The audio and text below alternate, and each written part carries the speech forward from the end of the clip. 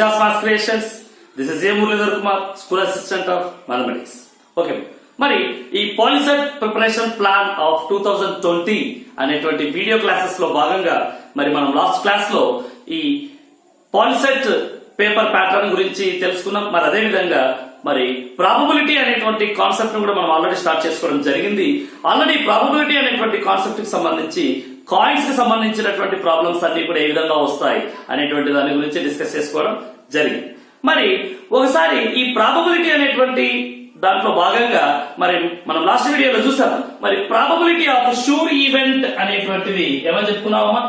Probability half sure event వచ్చేసి 1 అనేటువంటి చెప్పుకున్నాము. ప్రాబబిలిటీ ఆఫ్ ఇంపాసిబుల్ ఈవెంట్ వచ్చేసి 0 అనేటువంటి చెప్పుకున్నాం. ఖచ్చిత ఘటన యొక్క సంభావ్యత 1 అని చెప్పుకున్నాం. అసంభవ ఘటన యొక్క సంభావ్యత 0 అనేటువంటి చెప్పుకున్నాం. మరి ఈ రెండింటి నుంచి మనకి ఏమర్థమైపోతుంది అంటే మరి ఏదైనా ఒక ఘటన యొక్క సంభావ్యత P ఆఫ్ E అనేటువంటిది 0కు 1కి మధ్యలో ఉంటుంది అనేటువంటి, అంటే 0 is less than or equal to P of E is less than or equal to 1 అనేటువంటిది మనకు అర్థమైపోతుంది అన్నమాట.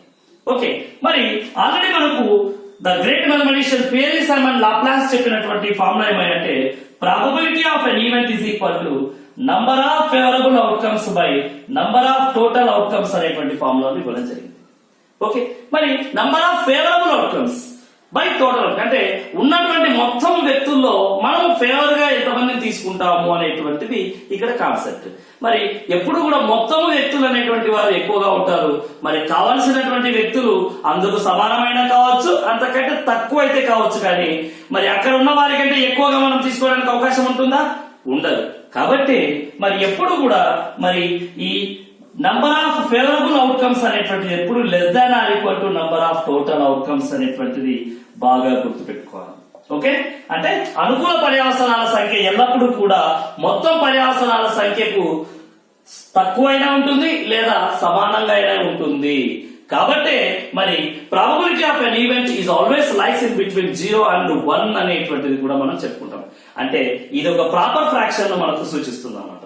సో ఏంటి ప్రాపర్ ఫ్రాక్షన్ అంటే ఆల్రెడీ మనం గత క్లాస్ లో చెప్పుకున్నాం. Probability of head is equal to 1/2 అనేటువంటిది, ప్రాబబిలిటీ ఆఫ్ ట్రయల్ ఆల్సో 1/2 అనేటువంటి చెప్పుకున్నాం. అంటే చూడండి, న్యూమరేటర్ అనేటువంటిది తక్కువగా ఉంది, డినామినేటర్ అనేటువంటిది ఎక్కువగా ఉంది. కాబట్టి ఇవన్నీ కూడా ప్రాపర్ ఫ్రాక్షన్ ను సూచిస్తాయి. కాబట్టి తప్పనిసరిగా probability of N event is always lies in between 0 and 1 అనేటువంటిది బాగా గుర్తుపెట్టుకోవాలి. మరి అదేవిధంగా probability of N event is always positive అనేటువంటిది కూడా బాగా గుర్తుపెట్టుకోవాలి. ఎల్లప్పుడూ ఇది ధనాత్మకమైనటువంటి విలువలను మాత్రమే సూచిస్తుంది అనేటువంటిది. మరి అదేవిధంగా పర్సెంటేజ్ల ప్రకారం కనుక గమనించినట్లయితే probability of N event is always lies in between 0% to 100%. అంటే ఒక ఘటన యొక్క సంభావ్యత 0% మరియు 100% మధ్యలో మాత్రమే ఉంటుంది. ఎందుకు? మరి ఫర్ ఎగ్జాంపుల్ మనకు 120% అని ఇచ్చాడు అనుకుందాం. మరి 120% మీన్స్ 120/100 అని కదా. 120/100 అంటే మరి ఉండవలసినటువంటి మొత్తం వ్యక్తుల కంటే కావాల్సినటువంటి వ్యక్తులు ఎక్కువగా ఉంది అని చూపిస్తుంది. కాబట్టి 120% అనేటువంటిది ఉండడం ఇంపాసిబుల్. కాబట్టి probability of N event is always 0% to 100% వరకు మాత్రమే ఉంటుంది అనేటువంటిది బాగా గుర్తుపెట్టుకోవాలి. మరి వీటిని బేస్ చేసుకుని మరి మనకు ప్రాబబిలిటీ ఆఫ్ ఎన్ ఈవెంట్ ఈ క్రింది వాటిని దేనిని సూచిస్తుంది అనేటువంటి ఒక క్వశ్చన్ రైజ్ చేసుకోవచ్చు మనం. For example, A 7/2, B 120%, C -0.5, D 7/9 అనేటువంటిది ఇచ్చారు. మరి వీటిలో ఏది ఒక ఘటన యొక్క సంభావ్యతను సూచిస్తుంది అంటే ఒకసారి బాగా గమనించండి. ఇది వచ్చేసి ఒక అపక్రమ భిన్నాన్ని సూచిస్తా ఉంది. అంటే ఉండవలసినటువంటి టోటల్ అవుట్కమ్స్ కంటే కూడా ఫేవరబుల్ అవుట్కమ్స్ అనేటువంటి ఎక్కువగా ఉన్నాయి. కాబట్టి ఇది కాదు. అలానే 120% అంటే 100% లోపలనే ఉండాలి. కాబట్టి ఇది కూడా కాదు. మరి ఇదిగా చూస్తే 0.5 ఓకే, బట్ దానికంటే ముందు మైనస్ అనేటువంటి ఉంది. అంటే నెగటివ్ వాల్యూస్ అనేటువంటి ఉండవు. కాబట్టి ఇది కూడా కాదు. మన ఆన్సర్ 7/9 అనేటువంటిది. ఆ రకంగా కూడా మనకు బిట్ అనేటువంటిది which of the following is suitable for P of E అని అడగొచ్చు. Which of the following is not suitable for P of E అనేటువంటిది కూడా ఇవ్వడానికి అవకాశం ఉంటుంది. కాబట్టి ఈ రకంగా మనము దీన్ని జాగ్రత్తగా గమనించాలి. ఓకే, ఇప్పుడు డైస్ కి సంబంధించినటువంటి ప్రాబ్లమ్స్ గురించి మనం డిస్కస్ చేసుకుందాం. డైస్, మరి డైస్ అనేటువంటి ఎలా ఉంటాయి?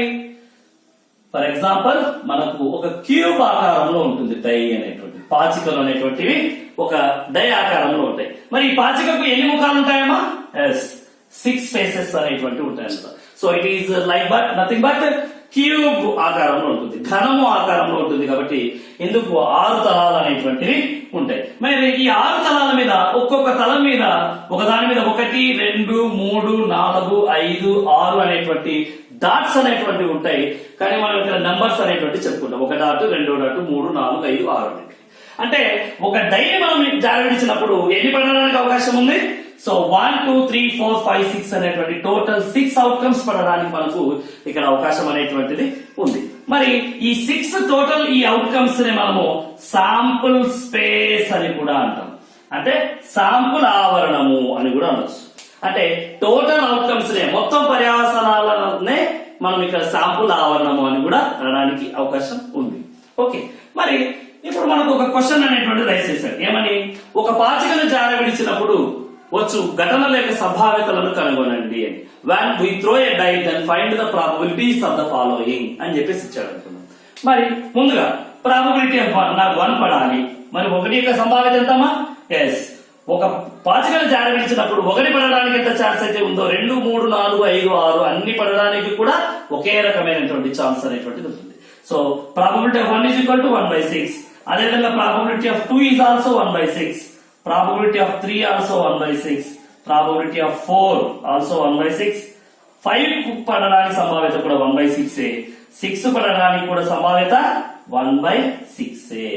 కాబట్టి అన్ని ఘటనలు కూడా పడడానికి సమానమైనటువంటి అవకాశాలు ఉన్నాయి. కాబట్టి వీటినే ఈక్వల్లీ లైక్లీ ఈవెంట్స్ అని అంటాం. ఈక్వల్లీ లైక్లీ ఈవెంట్స్, సమసంభవ ఘటనలు అని అంటాం అనమాట. ఓకేనా? మరి ఆ రకంగా వీటిని సమసంభవ ఘటనలు అంటాం. మరి అంతేకాకుండా ఇంకేమనడానికి అవకాశం ఉంది? Yes, probability of even number అనేటువంటి. సో ఈవెన్ నంబర్స్ ఎవరు ఉన్నారు ఇక్కడ? 2 4 6 3 ఉన్నాయి. కాబట్టి 3/6 దట్ ఈస్ ఈక్వల్ టు 1/2. మరి అదేవిధంగా ప్రాబబిలిటీ ఆఫ్ ఆడ్ నంబర్ అని అడుగుతున్నాం. Add numbers remaining 3 1 3 5. సో అవి కూడా 3 ఉన్నాయి, అవి కూడా 3/6 1/2. ప్రాబబిలిటీ ఆఫ్ ప్రైమ్ నంబర్, మరి ప్రైమ్ నంబర్స్ ఎవరెవరు ఉన్నారు? ఎస్ 2 3 5 ముగ్గురు ఉన్నారు. సో అది కూడా 3/6 దట్ ఈస్ ఈక్వల్ టు 1/2. ఇవన్నీ కూడా ఇవి రెండు కూడా సమసంభవ ఘటనలే అవుతాయి. ఓకే, మరి అదేవిధంగా ప్రాబబిలిటీ ఆఫ్ ఈవెన్ ప్రైమ్ అని అడిగాడు. అంటే సరి ప్రధాన సంఖ్య, సరి సంఖ్య ఉండాలి, ప్రధాన సంఖ్య ఉండాలి. ఎవరు? 2 అనేటువంటిది మాత్రమే సరి ప్రధాన సంఖ్య. కాబట్టి మరి ఇక్కడ ఏం రాసుకోవాలి? 2/6 1/6? ఎస్ 1/6. ఎందుకు? 2 అనేటువంటి నంబర్ ఒకసారి మాత్రమే ఉంది కాబట్టి 1/6 అని. అదేవిధంగా probability of odd prime numbers. So మొత్తం మీద 2 3 5 అనేటువంటి ప్రైమ్ నంబర్స్ అనుకుంటే ఈవెన్ ప్రైమ్ అనేటువంటిది 2 తీసేస్తే ఎవరున్నారు? 3 5 ఎన్ని? 2/6 దట్ ఈస్ ఈక్వల్ టు 1/3. మరి అదేవిధంగా ప్రాబబిలిటీ ఆఫ్ కాంపోజిట్ నంబర్ అనేది. కాంపోజిట్ నంబర్స్ అంటే ఏంటి? మోర్ దాన్ 2 ఫ్యాక్టర్స్ ఉన్నటువంటి వాటిని కాంపోజిట్ నంబర్స్ అంటాం. ఎవరెవరు ఇక్కడ? 4 6. So 2/6 that is equal to 1/3. అదేవిధంగా probability of neither prime Nar composite, అంటే ప్రధాన సంఖ్య కాదు సంయుక్త సంఖ్య కూడా కానిటువంటిది ఎవరు? 1. ఒకటి మాత్రమే కదా అలాంటిది ఉండేది. కాబట్టి 1/6 అనేటువంటిది రాస్తాం. ఓకే, మరి అదేవిధంగా ప్రాబబిలిటీ ఆఫ్ స్క్వేర్ నంబర్, వర్గ సంఖ్యలు అంటే ఎవరెవరు? 1 square 2 square 3 square 4 square means 1 4 9 అట్లా. ఎవరెవరున్నారు ఇందులో? 1 4 మాత్రమే, ఎన్ని? 2. కాబట్టి 2/6 దట్ ఈస్ ఈక్వల్ టు 1/3. మరి అదేవిధంగా ప్రాబబిలిటీ ఆఫ్ క్యూబ్స్ లేదా క్యూబిక్ నంబర్, అంటే 1 cube 2 cube 3 cube అంటాం. 1 cube మీన్స్ 1, 2 cube మీన్స్ 8. మరి ఇక్కడ 8 ఉందా ఇందులో? లేదు. కాబట్టి 1 మాత్రమే ఉంది. సో 1/6.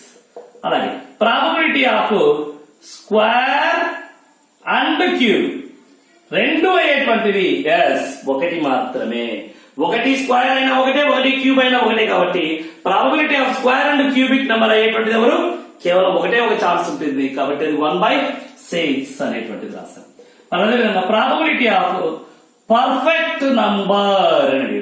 అంటే పరిపూర్ణ సంఖ్య అయ్యేటువంటి సంభావ్యత. ఎవరు పరిపూర్ణ సంఖ్యలు అంటే ఎస్, ఏదైనా ఒక సంఖ్య యొక్క కారణాంకాల మొత్తము ఆ సంఖ్యకు యొక్క రెట్టింపుకు సమానమైతే వాటినే పరిపూర్ణ సంఖ్య అంటారని చెప్పి.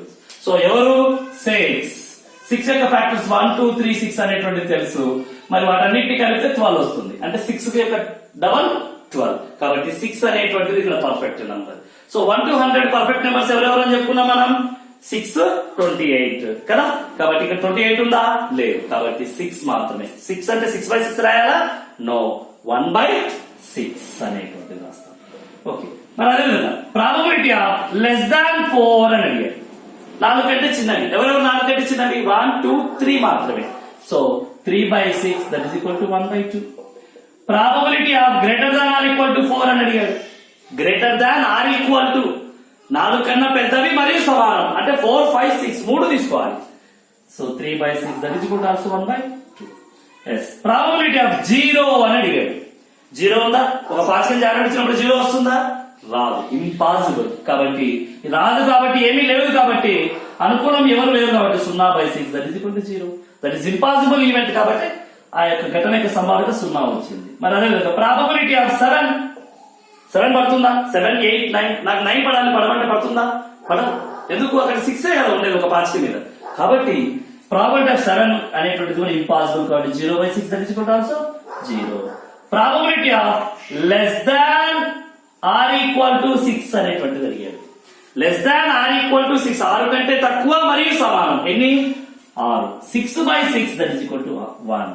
అంటే 1 2 3 4 5 6 అన్ని కూడా పడడానికి సమానమైనటువంటి అవకాశాలు ఉన్నాయి. కాబట్టి సో ఎన్ని favourable outcomes? 6 by total outcomes 6. 6/6 makes 1. అంటే ఖచ్చితంగా పడతాది అనేటువంటిది. సో 1. అదేవిధంగా ప్రాబబిలిటీ ఆఫ్ లెస్ దాన్ 7 అని అడిగాడు. 7 కంటే చిన్నవి. 7 కంటే చిన్నవి అంటే 1 2 3 4 5 6 అన్ని కూడా పడడానికి అవకాశం ఉంది కదా. కాబట్టి ఫేవరబుల్ అవుట్కమ్స్ అన్ని same. 6/6 that is equal to also 1. మరి ఈ విధంగా చూడండి, ఒక పాచికను జారవిడిచినప్పుడు అనేటువంటి చిన్న పాయింట్ తీసుకొని ఇన్ని రకాలుగా మనకు క్వశ్చన్ రైస్ చేసుకోవడానికి అవకాశం అనేటువంటిది ఉంది. సో అంటే దీన్ని బట్టి మనకి ఏమర్థమవుతుంది?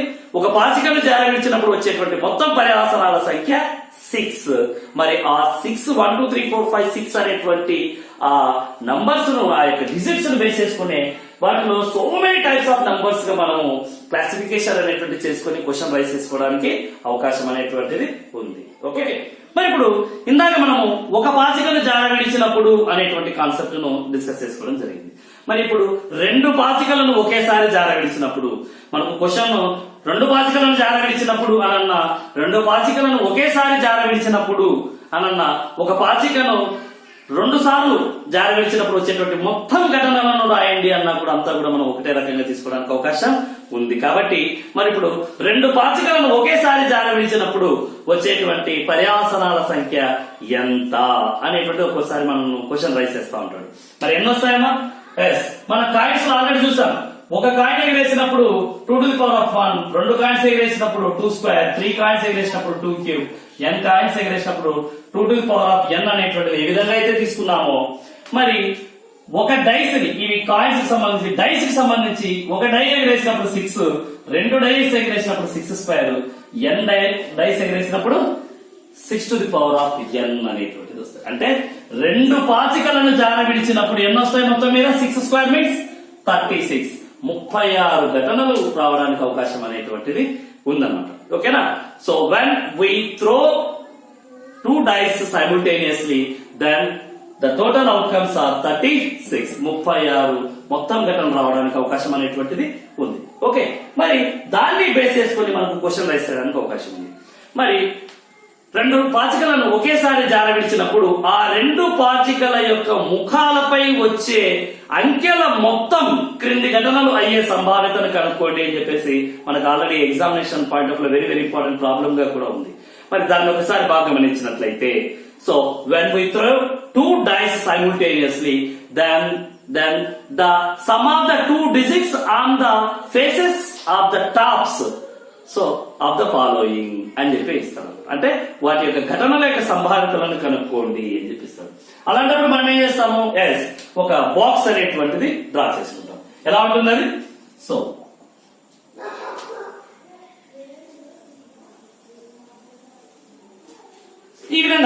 రెండు పాచికలను జారవిడిచినప్పుడు వచ్చేటువంటి మొత్తం ఘటనలు అనేటువంటివి ఈ రకంగా ఉంటాయి అన్నమాట. సో ఇక్కడ మొదటి పాచికలు, ఇక్కడ రెండో పాచికలను కనుక మనం తీసుకొని డ్రా చేసినట్లయితే మొత్తం 36 టోటల్ అవుట్కమ్స్ అనేటువంటివి రావడానికి అవకాశం ఉంది. ఇందాక మనకి ఏమైనా క్వశ్చన్ అడిగాడు, the sum of the tops of the faces అని చెప్పి అడిగాడు.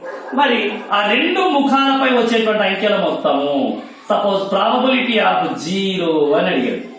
ఆ రెండు ముఖాలపై 0 వచ్చేటువంటి అవకాశం ఉందా? లేదు కాబట్టి 0 by total outcomes 36. 0 by 36 means 0. అంటే అసంభవం. మరి 0 రావడానికి ఆ యొక్క సంభావ్యత అనేటువంటిది అసంభవం. ప్రాబబిలిటీ ఆఫ్ 1, ఆ రెండు ముఖాల మీద కూడా 1, రెండు ముఖాల మీద కూడా 1 పడడానికి అవకాశం ఉందా? ఒక దాని మీద 1 పడుతుంది, రెండో దాని మీద 0 పడడానికి అవకాశం ఉందా? లేదు. పడితే 1 పడాలి, కానీ 1 కలిపితే 2 అవుతుంది, కానీ 1 అవుతుందా?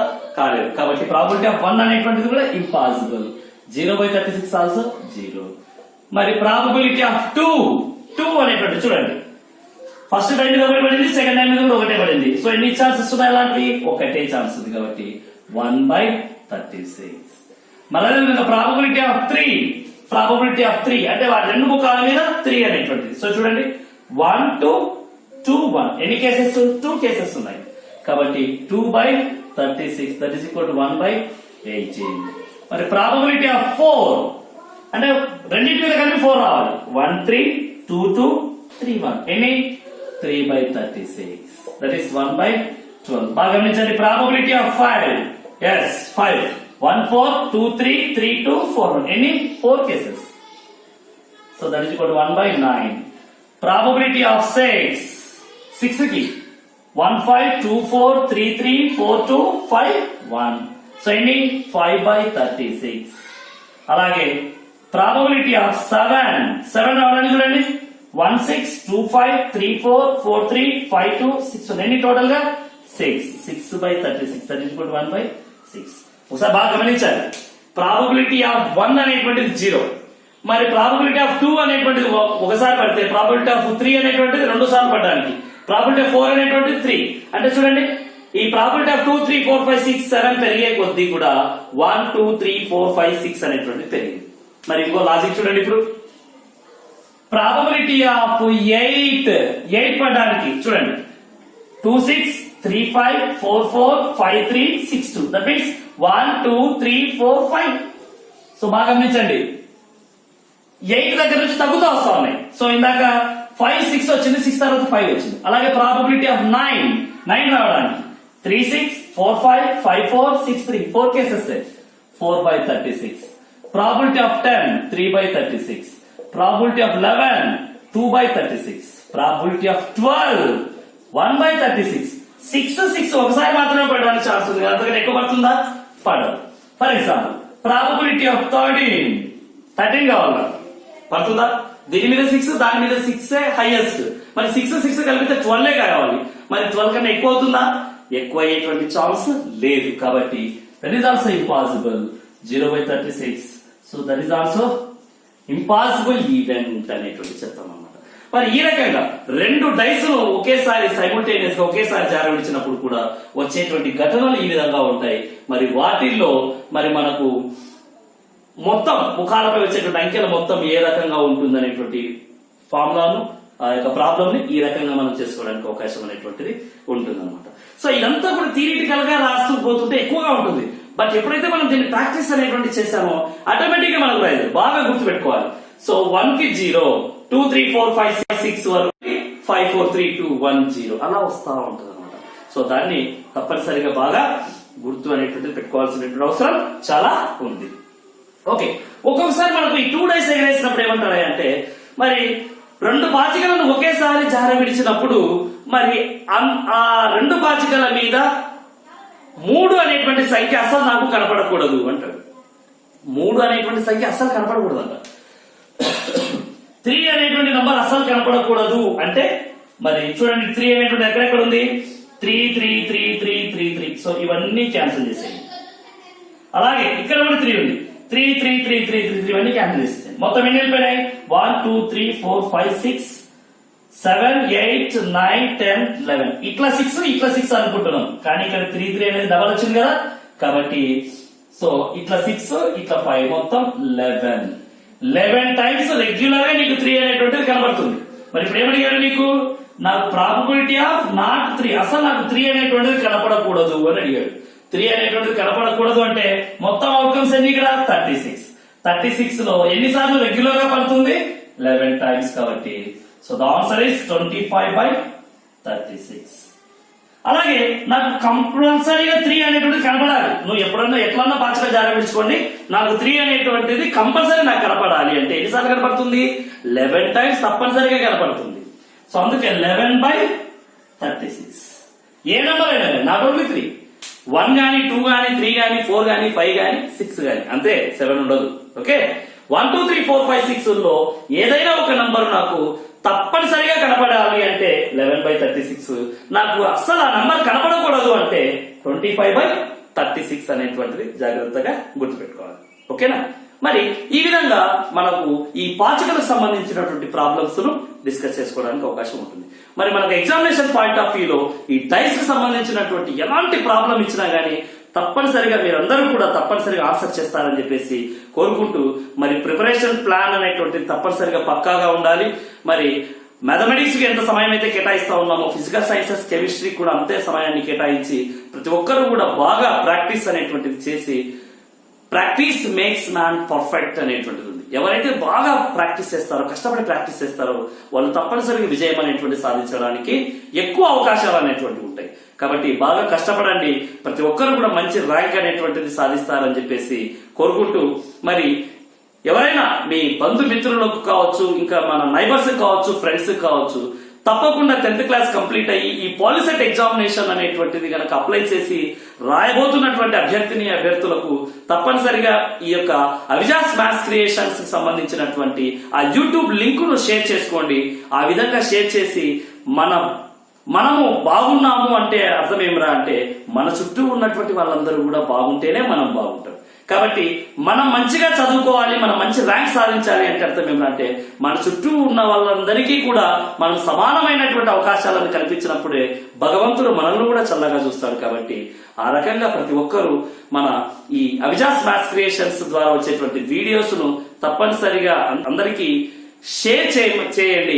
షేర్ చేసి తప్పనిసరిగా వారందరూ కూడా సబ్స్క్రైబ్ చేసుకునే దిశగా మీరందరూ కూడా వాళ్ళని మోటివేట్ చేయండి. ఎందుకంటే ఒక్కసారి సబ్స్క్రైబ్ చేసుకుని పక్కనున్న బెల్ ఐకాన్ కనుక మనం ప్రెస్ చేసినట్లయితే రెండవ సందర్భంలో మనం చెప్పాల్సిన అవసరం లేదు, ఆటోమేటిక్ గా మనము ఈ వీడియోస్ అప్లోడ్ అయినటువంటి వెంటనే వాళ్ళకు నోటిఫికేషన్ అనేటువంటిది వెళ్తుంది. ఆ రకంగా వాళ్ళు ఈ యొక్క క్లాసెస్ ను సద్వినియోగం చేసుకుంటారని చెప్పేసి కోరుకుంటూ, మరి ఈ అవిజాస్ మ్యాథ్స్ క్రియేషన్స్ అనేటువంటి యూట్యూబ్ ఛానల్ లో ఆదరిస్తున్నటువంటి ప్రతి ఒక్కరికి కూడా హృదయపూర్వమైనటువంటి అభినందనలు తెలియజేసుకుంటూ సెలవు తీసుకుంటున్నాను. Thank you.